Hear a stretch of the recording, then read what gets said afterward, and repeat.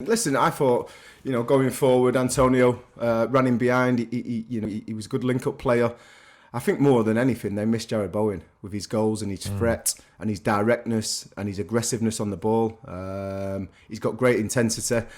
And I think that was probably one of the key aspects where West Ham didn't look as sharp going forward in that final third. But all in all, I thought it was a good performance. 1-0 down, though. They could easily get a couple in London, couldn't they, East End? I mean, listen, think about it. 60,000 at the London Stadium. Go and make a name for yourself. It is a massive, massive opportunity for any player there. If they can do that and win that and turn that tie around to get through to the last 8 quarterfinals of Europa League. I mean, what an absolute carrot that is for a player. So I'm looking forward to that second leg. I think the lads are going to be up for it. I think the crowd have got to play a part. They've got to be as noisy and supportive as they can, get behind the lads. But I think they've got a great chance. It's all to play for, 1-0. They want a couple of wins now, don't they? And they take on informed Villa. They've got the problem you have is how you approach the game. Do you go, right, let's the first 15, because Seville have got a great defensive record. I think they've got the best in La Liga. Yeah. So will West Ham come out and really have a go? And the problem you got is if they hit you on the break, Seville, that's going to be... how you manage the game? With David Moyes says, well, stay in the game, then we can take gambles at the end and go for it. Or do you come out of the traps first 15 minutes and try and get that first goal and put them on the back foot? It's an awkward one because sometimes these teams, you sit off and they hit you with a break very quickly. Suddenly you're a goal down and now you've got 2 goals you've got to chase. Yeah. So I'll be interested to see what happens in a second. But let's really hope they can do it. It'd be rocking the London Stadium. And I'm sure West Ham fans will be really confident, probably, that they can get the result at home. But some people are saying, Trev, that if West Ham go out, it's going to be a failure this season. I still don't just dismiss them of finishing top 4. I don't. You look at the games that Moose did. Look at the games this weekend. I'm not saying it's an easy game against Villa. If West Ham win it and things go their way with Spurs, with Arsenal, Leicester, do you know what I mean? They can change over 2 games, can't it?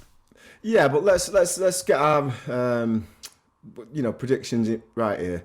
I think if you look at what David Moyes has brought to the football club in the last 2 years, they were like 17th when he took over, fighting relegation.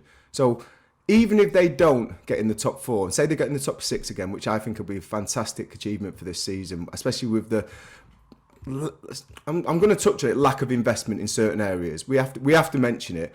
But I think if you can get in the top 6 with the lack of investment and then have a decent war chest in the summer to go out, get another striker, maybe get a couple war chest, so that's the golden egg. Yeah, but they've had investment. I think David Moyes wanted to do something in the January transfer window. He just couldn't get things over the line. It's very difficult, as you know, Al, in January to get good signings in. Now, I think if he's earmarked a couple to go back in the summer, bring them in, I think they can build on what they've achieved over the last couple of years. If they've got the money... You have to say, David Moyes, what he's done over the last couple of years, top 6 is not a disappointment. That's not a disaster. Trev, if they've got the money, as you said there, they've got more money, war chest or whatever you're going to say, do they have to sell Declan Rice then? Or will they say, no, one more season? Or if they don't get into European football, have they got to sell him? Listen, Declan Rice has got a contract with West Ham. I think it's, 3 years to go? Or 2 years to go? So I think it's 3 years to go. So they don't have to sell him. But I think every player has a price. And if the clubs are going to come in, because Declan Rice's performances have been top draw, if clubs are going to come in for, we're talking about 100 million, I think he's going to go. I think it'd be the right thing for the club to sell him. But it's probably not good. It's probably not going to be Chelsea now. Well, that's the thing. Yeah, it doesn't look like it. I mean, and if that was where he'd hoped to go, that might be a blessing, because if Chelsea are not in a position to make any buys, then Declan Rice might think, you know what, I might as well stay where I am because I'm happy here, play another season with West Ham, and then hope that if Chelsea are the team that I want to go to, hope that Chelsea sort their house out. So what game are you doing for us this weekend? Are you Old Trafford? No, I'm not doing a game. I was at the Manchester City game on Wednesday night, which, although it wasn't the most entertaining 0-0, it was great to see someone like McAtee come on and see the touches that he had. So I've got the weekend off and just looking forward to spending a bit of time with the family, to be honest. Weekend off, eh? Yeah. Looking forward to next week, Al. But you're going to sleep at No. You can't go to sleep on a Friday, Trev. No way. Listen, no chance. But I'm looking forward to next week at Cheltenham. I'm on there with you Thursday, so that should be a good crack. And I've got Paddy's Day as well, isn't it? Right. I know. I might have to bust my green suit again. Well, you got to be careful. You can't, because you got to watch West Ham that night. Yeah, we'll watch that, but I'm not sure we remember much about it. Oh, that's shocking, Trev. You know, Cheltenham's about horses, bloodstocks, not about just getting hammered, is it?